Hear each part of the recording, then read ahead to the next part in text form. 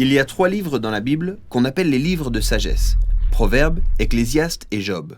Et ces livres traitent des mêmes types de questions, notamment dans quel genre de monde vivons-nous et comment bien vivre dans ce monde.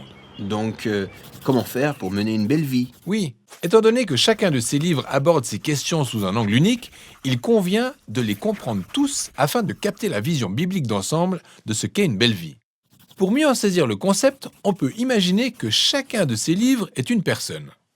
Proverbe serait donc une jeune enseignante brillante, Ecclésiaste un critique d'âge mûr assez cynique, et enfin Job, un vieil homme épuisé qui en a beaucoup bavé. Tout d'abord, découvrons le livre des Proverbes, la jeune enseignante brillante. Son intelligence n'est pas que théorique, ses conseils pratiques couvrent tous les domaines, le travail, les relations, le sexe, la spiritualité.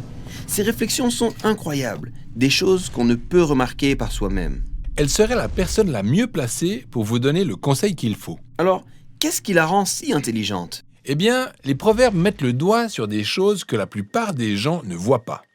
Elle est persuadée qu'il y a dans l'univers une force créatrice invisible capable d'orienter les gens dans leur manière de vivre. Même si on ne peut la voir tout comme on ne peut voir la gravité, elle affecte tout ce que nous faisons. Alors, c'est quoi cette force? Eh bien, en hébreu, ça s'appelle Chokhma, et c'est généralement traduit en français par sagesse. C'est un attribut de Dieu qu'il a utilisé pour créer le monde.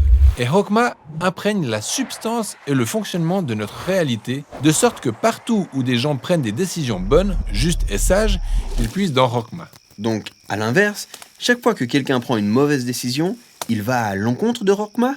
Exactement. Ou comme il est dit dans Proverbe 1, « Car l'égarement des stupides les tue, mais celui qui m'écoute aura la sécurité dans sa demeure. » Alors, c'est une sorte de loi morale de l'univers? Ouais. C'est une relation de cause à effet à laquelle nul ne peut échapper. Le livre des Proverbes personnifie tout ça en utilisant le genre féminin. Ah, un peu comme Dame Sagesse. Tout à fait. Et elle parcourt la terre en interpellant les gens et en se rendant disponible pour toute personne qui voudrait bien l'écouter et apprendre. Ce qui nous conduit à la deuxième thèse des Proverbes. Tout le monde peut accéder à la sagesse, interagir avec elle et l'utiliser pour son propre bien-être et celui des autres. Avec elle, on a la capacité de créer, tel un artiste. Ouais, en fait, Chokhma, en hébreu, ne traduit pas uniquement la connaissance intellectuelle.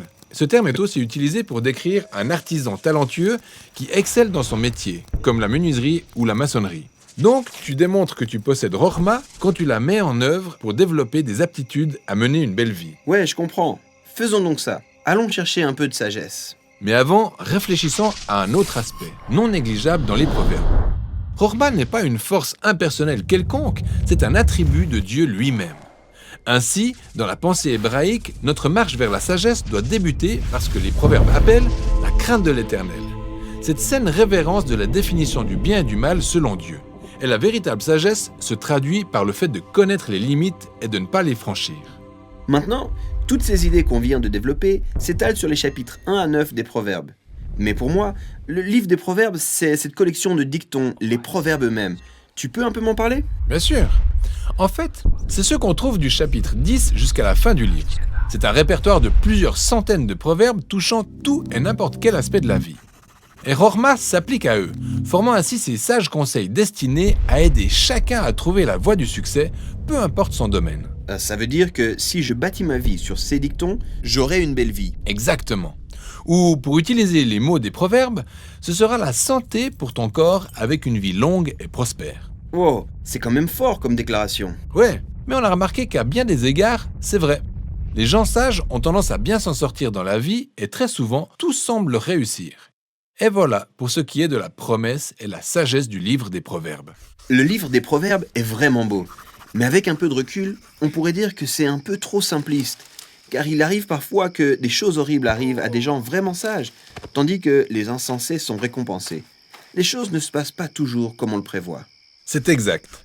Raison pour laquelle on va maintenant aller écouter notre prochain ami sage, Ecclésiaste le critique, qui lui aussi s'est penché sur la même question. Et sa réflexion nous apporte de nouveaux éléments dans notre recherche d'une belle vie.